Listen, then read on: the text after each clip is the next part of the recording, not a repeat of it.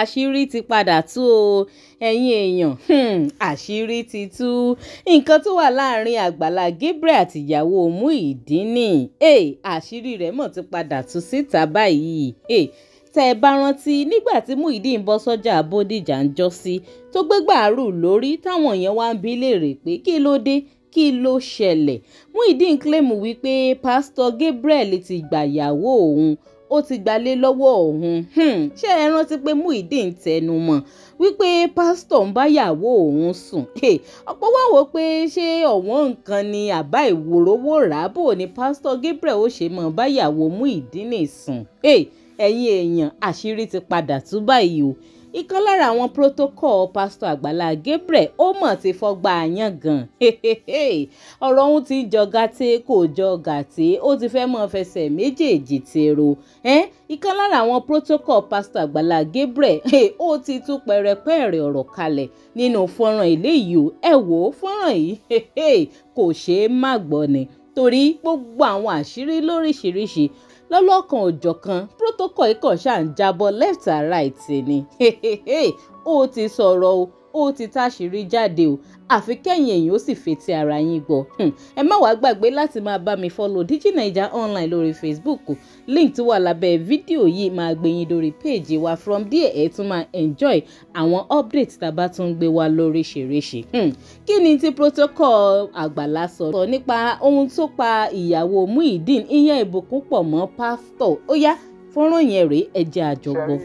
ẹ mọ̀ pé afẹ́tàmọ́lẹ̀ sọ̀rọ̀ bẹ́ẹ̀ni afẹ́tàmọ́lẹ̀ sọ̀rọ̀ ló wà bẹ́ẹ̀ni lẹ́yìn. ṣé mọ̀ pé ìgbà tẹ ní Muyideen sọ yìí pé pásítọ̀ ó ká wọn pẹ̀lú ìyàwó ẹ̀ nínú ilé. ṣé mi mo sọ ni ṣé ẹ gbọ́ tí Muyideen sọ ẹ tí gbọ́ lẹ́nu Muyideen. mo ní Muyideen ní tí gbọ́ nǹkan tí mo. ẹ̀yin ò gbọ́ lẹ́nu Muyideen. the only thing tí mo gbọ́ ni pé ó ní ẹ̀mí àgbèrè ló bà lé Àgbàlá.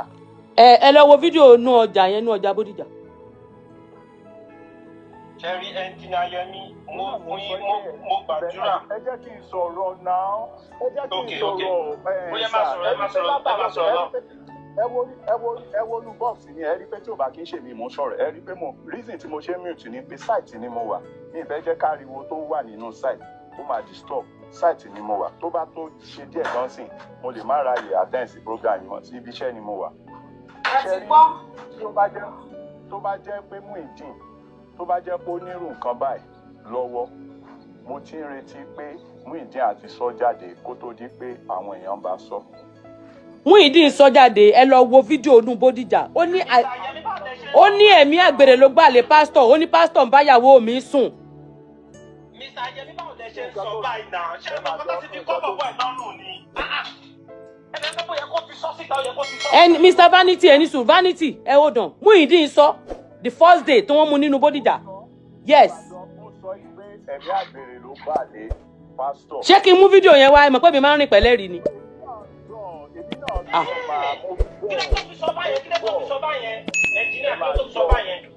ẹ máa jọ ṣé ẹ mọ̀ pé ìgbà tí Muyideen àti Mr. Kẹ́hìndé tí wọ́n jọ ń sọ̀rọ̀ ṣe rí èmi ò fẹ́ jẹ́ níwájú Ọlọ́run àti èèyàn bàbá àwọn èèyàn wá ń bá bàbá Àgbàlá pé kí bàbá Àgbàlá pé kí wọ́n tẹ̀ ọ̀rọ̀ yìí nǹkan tí bàbá Àgbàlá sọ ni pé ẹni tí àwọn báwo mo ṣe fẹ́ sọ Yorùbá ẹni tí àwọn iṣẹ́ ọwọ́ àwọn. ẹni tó ń build ó lẹ́ni tó ń build nǹkan tó ń build òun ò ní ìdáwó. wípé kí ni àwọn fẹ́ gé níbi pé táwọn bá sùn Muyideen sí court pé kí làwọn fẹ́ gé ìbẹ́ tó yẹ yín. a fi fọ́ra ẹ̀ mọ́ ni náà. ẹni wọn á fi fọ́ra wọn mọ́. yes. ṣé wàá mọ̀ pé ẹ ṣe sùúrù ṣé wàá mọ̀ pé tí Àgbàlá bá gbé Muyideen lọ sí court. àwọn èèyàn máa sọ pé wọ́n fẹ́ fọwọ́ ọlá gbà lójú. irọ́ kò sọ́wọ́ ọlá kankan kó lọ fọ́ra ẹ̀ mọ́ ní court kó lọ fọ́ra ẹ̀ mọ́ ní court. kò sẹ́ni tó máa sọ bẹ́ẹ̀ kò sẹ́ni tó máa sọ bẹ́ẹ̀. hello ma. wọ́n gbọ́ yín. àwa pẹ̀lú yín. mo wà ní mo sọ fún yín tẹ́lẹ̀ mo sọ fún yín pé mo. ẹ pẹ́ wá ẹ sọ bẹ́ẹ̀ ẹ dáhùn béèrè tá a béèrè lẹ́kọ̀ọ́ yẹn. kí ló fa court wedding quickly. mo wà nẹ́tíwọ̀kì tó yá. ṣe rí béèrè tẹ̀ ń béèrè ṣe rí béèrè tẹ̀ ń bí Mr. Yẹmí Mr. Yemi ẹ wò dàn ẹ má bínú ṣe rí béèrè tẹ́ ń béèrè lọ́wọ́ Mr. Yemi yẹn kò lè ní answer fún láíláí. nítorí ìdí ni wípé you are not there nígbà tí incident yẹn ṣẹlẹ̀ you are not there you don't know what happened what transpired between Agbala Ìbùkún àti Muyideen you are just a third party you are not there. Yeah. Third party ni mi bọ̀ nǹkan táwa gbọ́ nǹkan tẹ̀mí gbọ́ ni nípa wọ́n ní wọ́n bá yàn èèyàn ní wọ́n bá yàwó òun sùn ṣàgbàlá máa pè yín jókòó ẹni sùúrù ẹni sùúrù. ọkùnrin yìí máa mọ̀ sí Mr. Yemi yìí máa mọ̀ sí nítorí ó sọ wípé ọ̀rẹ́ Muyideen ló máa mọ̀ sí irú ọ̀rọ̀ náà. ok ẹ jẹ́ àgbọ̀ ó yẹ máa sọ̀rọ̀. ọ̀rọ̀ náà ìṣòro ẹ̀kú ni Mr. Yemi kí ló dé tẹ̀ ṣe ń nà Muyideen. kí lẹ sọ. Host Sherry, ẹ wo nǹkan tí àwọn èèyàn sọ lórí. ẹ jọ one nurse please orí ṣe tí mo ti kígbe orí tí fọ́ọ̀mù mi ti dákẹ́ rẹ̀ mo ti wò yìí one nurse please one nurse please. Ipe táùtù ni wá ẹ̀yin náà wo nǹkan tí wọ́n sọ ipe táùtù ni wá mo wà níbi iṣẹ́ mi mo fi ibi iṣẹ́ mi hàn yín pé mo wà níbi iṣẹ́ kì í. Mr. Ademola yìí lè má jẹ táùtù wà láàrin yín bẹ́ẹ̀ yẹn. Ilẹ̀ tún fẹ́ tó bá jẹ́ pé mò ń parọ́ torí ẹ̀ máa gbọ́ torí ẹ̀ mo gbé kámẹ́rà kẹ́lẹ̀ ríbi tí mo wà mo gbé kámẹ́rà jáde kẹ́lẹ̀. àwọn ò rí o. ẹ̀jẹ̀ tún lẹ́yìn rí o tó lé. Sísá àtẹ̀yìn interest nínú Àgbàlá bí ló wọ́n ti pè ń yín ní ṣiṣẹ́. Àgbàlá ló pè yín ní táùtù. Bẹ́ẹ̀ni. ọ̀hún reason. Àgbàlá ní mi ò mọ̀ pé àwọn protocol ti nà á tí protocol bá ṣe táùtù wáyé tí ẹ máa nà Àgbàlá gangan ló pe gbogbo yín ní táùtù. Tẹ́ ẹ bá gbọ́ Yorùbá dáadáa bí Àgbàlá ṣe employ yín náà ló employ Muyideen náà bẹ́ẹ̀. Muyideen dẹ̀ ní kò employ Muyideen. kò employ Muyideen. òun ló rí Muyideen ló pe Muyideen. Bẹ́ẹ̀ni. ọ̀gbà ni Muyideen jẹ́ sí Àgbàlá employment lẹ́yìn jẹ́ àbí kálẹ̀ ọmọ ìjọ Muyideen ò sọ ọmọ ìjọ from beginning. Muyideen bí Àgbàlá ọ̀rẹ́ àtọ̀rẹ́ ni wọ́n máa jẹ́ nítorí pé partner làwọn méjèèjì. Exactly. Okay. Nígbà tí wọ́n wá ní Àgbàlá wá ní òun ò mọ̀ pé àwọn protocol ti nà á tó ẹ pé àná tẹ ẹ dé yẹn ẹni mẹ́mbà lásán ni mí tẹ́ ẹ gbéra yín ní protocol gbogbo tá à ń sọ yà ní sọ fún yín ó pọ́sibù kẹ́ ẹ má máa pa ẹ̀ àmì ẹ sọ pé kò sí nǹkan tí Muyideen ń ṣe tí ẹ mọ̀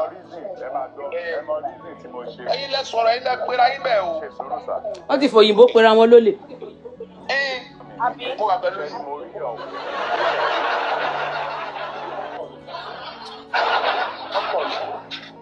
mo lọ́pọ̀lọpọ̀ àwọn àpọ̀lọpọ̀ tó jẹ́ pé ìfẹ́nu ara wọn ni wọ́n fi ń sọ̀rọ̀ wọn ò mọ nǹkan tí ẹni tó sọ ẹ wo for instance ẹni tó sọ̀rọ̀ tó sọ pé 1,500 ni wọ́n fi gun ọ̀kadà láti bẹ̀yẹn dé church tó dẹ̀ jẹ́ pé rọ́ ló ń pa tí a bá fẹ́ sọ̀rọ̀ èmi ò sọ pé kẹ́ má go against Àgbàlá ẹ bá gbọ́. point of correction Mr. Yemi Mr. Yemi point of correction Muyideen gan sọ wípé láti bẹ̀yẹn sí church 1,500 fi ọ̀kadà Muyideen gan sọ.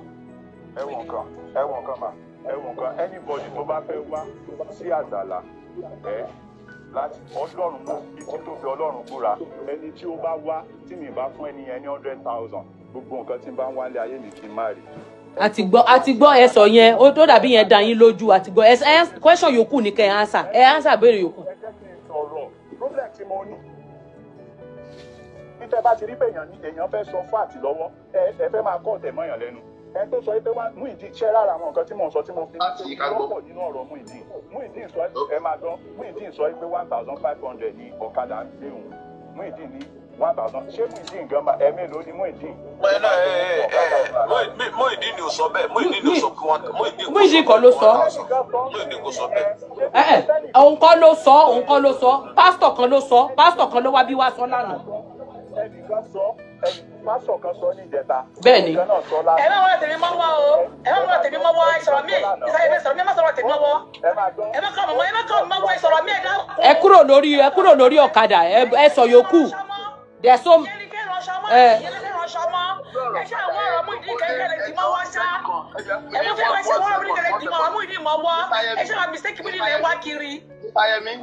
nígbà tí Muyideen sí ẹ̀yìn rẹ̀ jáde tí ẹ rí bí wọ́n ṣe fi ẹgbà bà ẹ̀yìn rẹ̀ jẹ́ báwo lẹ ṣe fi láàrin yín àtọba tí ó pa yín níjọ́ tó bá wọ lọ́hùn.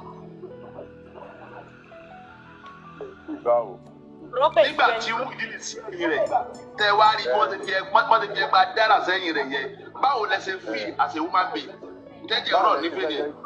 báwo lẹ ṣe fẹ́ jẹ́ kí n fi. God bless you. ẹ jẹ́ ń dá ẹ mọ̀ tó ṣẹlẹ̀ Mr. Yemi ẹ fún mi one second ṣé ẹ rí Mr. Yemi ló wọ́ọ̀kì ìyà fún Muyideen ṣó ti yé yín sìn so òun gangan ló set ẹ̀ up òun ló wọ́ọ̀kì ìyà fún Muyideen so ó dẹ̀ wọ́n bẹ́ẹ̀ gba tí wọ́n nà so kò lè fi lẹ́ni tí kò lè fi bà torí wọ́n ṣẹ̀ṣẹ̀ máa nà. tó bá jẹ́ pé mo ṣẹ̀ṣẹ̀ gbogbo nǹkan tí bá ń wálé ayé mi ti máa rí. ṣé n sọ tẹ́ ẹ sọ lánàá abẹ ti gbàgbé tẹ́ ẹ sọ lánàá. ipe ẹ̀yin rí pẹ́sẹ̀ ń dùn ẹ̀kún bọ̀ ẹ̀sẹ̀ ò dún mọ́. á dà fún yín o. ẹ jẹ́ kí n máa sọ̀rọ̀ nǹkan tí mo sọ lánàá ẹ jẹ́ kí ẹjọ́ kẹ́nìkan kan máa sọ̀rọ̀ ní táìmù yìí nǹkan tí mo sọ lánàá mo ní nígbà ẹjọ́ ẹ tí ò bá sọ̀rọ̀ ẹ ó dàn ìgbà tí mo sọ lánàá yìí pé ìgbà tí mo wà ní ṣọ́ọ̀bù pọ̀ lọ́dọ̀ àwọn Muyideen yẹn kò kí ń ṣòwò nìkan ló wà bẹ́ẹ̀ ṣọ́ọ̀bù pọ̀ ń bẹ́ẹ̀ mo wà níbẹ̀ mo jókòó síbẹ̀ ó bọ́ sí táìmù tí Muyideen tó wá síta ó lóun fẹ́ lọ rò mo dẹ̀ sọ fún pé ìwọ tára ẹ̀ ò yá tẹ́sẹ̀ ń dùn ẹ̀ pé ìrìn tí wàá rìn lọ sí Ẹgbẹ́dá tí wàá fi padà mo ń lọ sí Ẹgbẹ́dá sìn fún mi lówó jẹ́ kí n bẹ́ ẹ rà bọ̀ tí n bá dẹ̀ ti rà màá dẹ̀ wà fún ẹ nínú ilé ṣé mọ̀ tí ó bá kí n ṣe pé wọn kò sẹ́ni tó blọọ̀kì ẹ̀ pé kó má jáde tí ó bá kí n ṣe pé ó níbi tí ó fẹ́ lọ wípé kínní tó fẹ́ lọ bóyá ó fẹ́ lọ pé bàbá Ìjẹ̀bú ẹ̀ ní àdónà kò sí nǹkan tó burú pé ó yẹ ìgbà ẹ bá mi rà níwájú Ọlọ́run àti èèyàn Muyideen insult mi lọ́jọ́ ẹ lè sọ pé mi àti Muyideen close lọ́jọ́ yẹn tí mo bá parọ́ mọ́ Muyideen kọ́lọ́run ọba tó ẹlẹ́dàá Muyideen ó fìyà jẹ mí tó bá jẹ́ pé nǹkan tí mo sọ ẹ̀ mo parọ́ mọ́ Muyideen. ẹlẹ́lẹ́rìí bí ẹ má wọrí èmi máa jẹ́lẹ́rìí mú báàgì yẹn má wọrí ẹ má sọ yín lọ mo wà pẹ̀lú yín. ọjọ́ yẹn Muyideen dẹ̀ lọ ó ní pé òun lọ ra oògùn ní Ẹgbẹ́dá táìmù ìgbà tí Muyideen padà bọ̀ ẹni tó jẹ́ pé ìgbà tó fẹ́ kúrò lọ́dọ̀ wa ó sọ pé ẹsẹ̀ ń dùn kò lè fi ẹsẹ̀ yẹn rìn dáadáa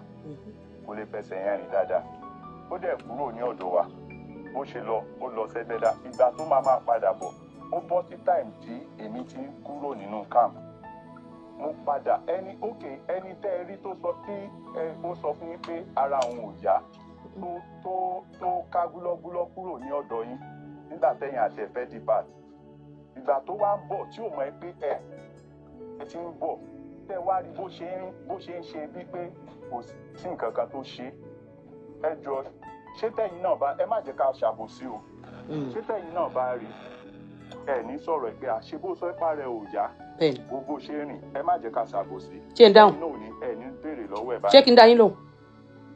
so wá ẹ̀bẹ̀ ṣe wá sọ nǹkan tó ṣẹlẹ̀ nìyẹn. ṣé kí n dá yín lóhùn béèrè tẹ́ béèrè.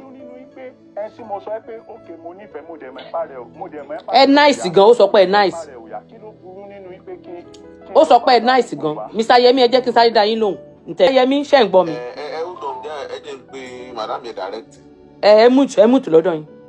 Now Mr. Yemi ṣe rí ibi tẹ́ ẹ ti fẹ́ òyìnbó pera yín ló lé nìyẹn torí nǹkan tẹ́ ẹ sọ ẹ parọ́ rárá kò sí irọ́ kankan nínú nǹkan tẹ́ ẹ sọ bí Àgbàlá Gabriel lè ṣe sọ gẹ́lẹ́ nìyẹn tó dẹ̀ ń pè yín ṣẹlẹ́rìí sí tó fi hàn dájú wípé ẹ̀yin bẹ́ẹ̀ ṣe ròyìn gan l'Àgbàlá Gabriel ṣe rò fúnra rẹ̀ nígbà tí ó ń sọ̀rọ̀ pẹ̀lú Oríyọmí wípé ó kúrò ní òun ṣe bí ìgbà tẹ́sẹ̀ ń dùn wọ́n dẹ̀ sọ wípé nígbà táwọn rí ìṣe ló ń rìn bí ẹ tó ń gbá bọ́ọ̀lù sọ àwọn wo ni wọ́n ní ẹ̀yin lẹ relate gbogbo story yẹn f'Àgbàlá Gabriel exactly nǹkan tí mo sọ nìyẹn so ìdí tí exactly Àgbàlá Gabriel dídẹ̀ wá gbà ó believe yín ju nǹkan tí Muyideen fẹnu ara rẹ̀ sọ lọ torí lórí wọ́n sọ wípé ó ní Muyideen ṣe jìyà ní Dẹ́mọ́lá ṣe nà. ó ga o ọ̀rọ̀ rẹ o ẹ̀yin èèyàn protocol bọ̀dà Yẹmí àwọn náà bẹ̀rẹ̀ sí ní sọ oríṣiríṣi kalẹ̀ yìí o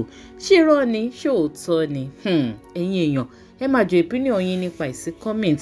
Àmọ́ àwọn tó wà lórí chat yìí wọ́n ṣàǹtẹnumọ́ pé tó bá ṣùọ̀ fún Pastor Àgbàlá kán bọ́ síta kan wá defend ẹ̀ wípé lóòótọ́ àwọn ò bá ìyàwó Muyideen ìyẹn Ìbùkún ní nǹkan kan ṣe papọ̀ ní kọ̀kọ̀. Ọ̀rọ̀ yìí gbẹnu tán o ẹ̀yin èèyàn ṣé rọ́ ni ṣòótọ́ ni.